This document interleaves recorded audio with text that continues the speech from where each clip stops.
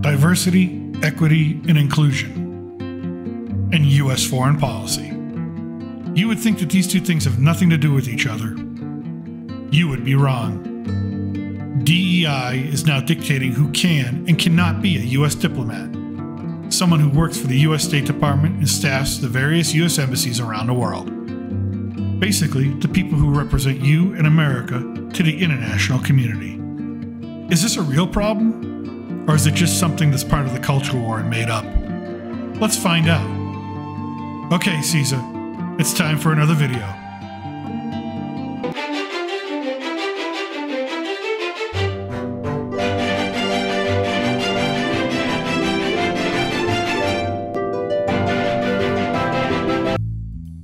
Welcome back to the channel, everyone. This is the Reluctant Gringo from south of the border, here to talk to you about another important topic, U.S. foreign policy and the people who represent you to the world. First, what exactly is U.S. foreign policy? In the simplest of terms, U.S. foreign policy is the process by which the United States interacts with the rest of the world. It determines who our allies are. It determines who our foes are. It determines who gets the most foreign aid, our participation in international organizations, our participation in international treaties like the Paris Accords or the MCUSA, or how much money we send to the Ukraine, or how we negotiate with China over trade issues. So now that we know a little bit about foreign policy, let's ask the question, how does one become a diplomat? You know, the people whose job it is to actually execute on this stuff? Well, before diversity, equity, and inclusion, the process to go to work for the U.S. State Department was a very rigorous one. The first step was to fill out an application and choose a day when you would take the Foreign Service Officers Test, or the FSOT, considered one of the most difficult standardized tests in existence. It has 4 sections. The first is general knowledge and can test you from government to history, economics to literature, math to computer science. Any topic can come up. The second is English expression. Basically, are you a master of the English language and able to communicate clearly and effectively? Third, situational knowledge. In this section, it'll ask you how you would handle various situations in a professional manner. It wants to know if you're mature enough to do the job and stay focused no matter what.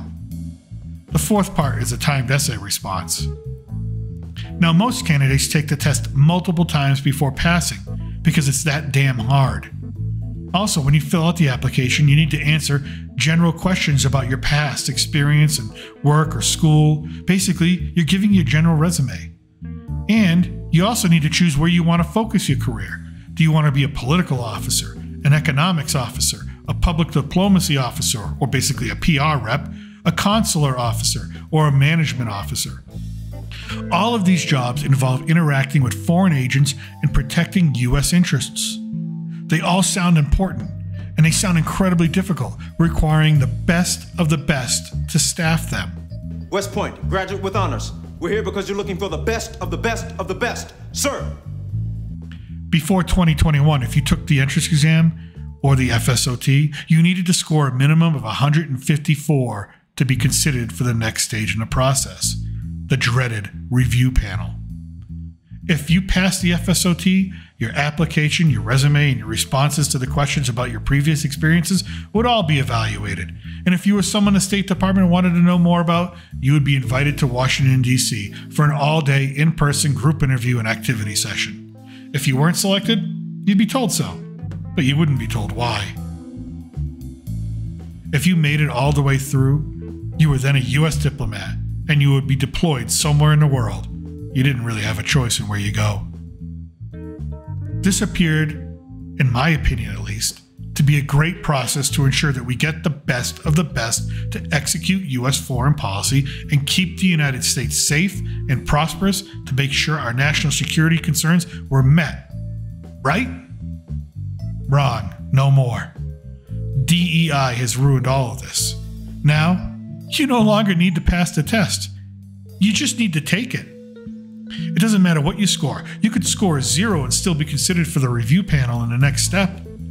Instead of intelligence or an ability to articulate yourself in English, or the ability to perform in the highest professional standards, or have a proven track record of employment and achievement, What you need now is the right racial makeup and the right sexual orientation. Don't believe me?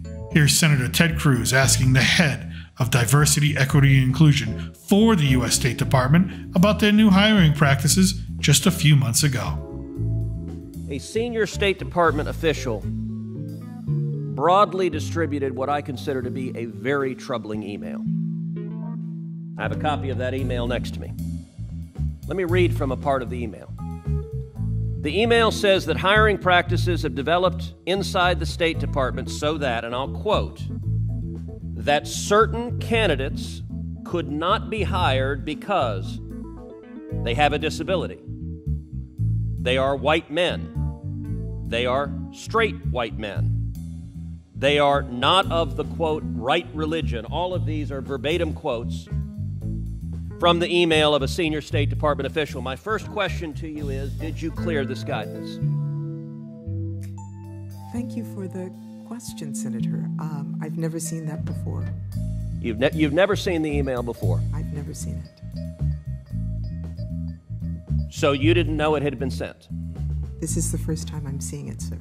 Well, do you know that it is happening? That the State Department perceives, and this is, I believe, as a result of your work, that they have a mandate to discriminate against, as the email says, to discriminate against people with disabilities, to discriminate against white men, to discriminate against straight white men, and to discriminate against people that are not of the, quote, right religion. I'm not sure what that meant, but I suspect it meant that if someone is a Christian. I don't know that because that's not what the email says. Are you aware these practices are happening at the State Department? Again, thank you for the question. I am definite and certain that they are not happening at the State Department. But again... So do you believe the senior State Department official who sent this email was lying? Senator, I can't comment on I don't know who that's from. I don't know if it's... What? What the fuck? That's right. You heard it correctly. If you are a white man, a straight white man, a person with the wrong religion, or a person with a disability, you're no longer qualified to work for the U.S. State Department. Sound like racism and discrimination? Yeah, you'd be correct in thinking that because it's exactly what it is. The world is currently on fire. Ukraine, Syria, Yemen, Niger, China, Iran, Afghanistan, Palestine and Israel, fentanyl, climate change, pollution, nuclear proliferation, hunger, poverty, disease, human trafficking, the world economy, international crime, artificial intelligence. These are serious situations, and they need the most serious and capable individuals to address them. The United States is supposed to be at the center of solving all of these problems, and the U.S. State Department is the leader of all this. Now, I'm all for diversity. I believe that diversity makes us better. However, diversity without logic does not. If the government wants to make the hiring process fair, then they can do this. They don't need to discriminate against white men or those with disabilities. Simply remove all personal information from the applications. Make it impossible for the HR teams to know anything about the candidates except how qualified they are based on their testing and their achievements in life. Instead of putting down a name, assign each candidate a reference number.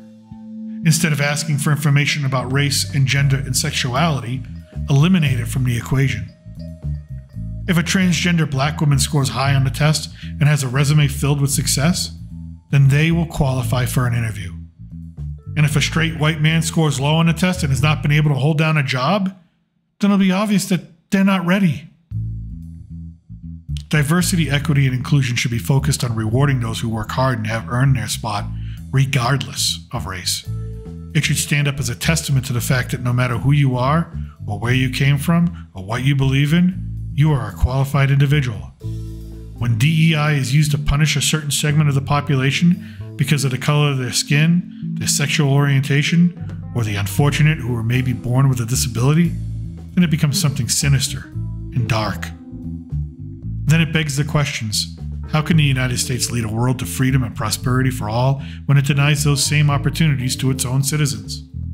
Or better yet, How can the United States solve all of the current problems facing it today if it continues to hire individuals who are not qualified to address them?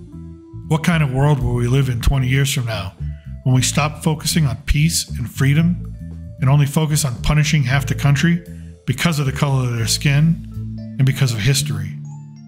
What kind of world society will we have as the government promotes racism and discrimination against its own citizens?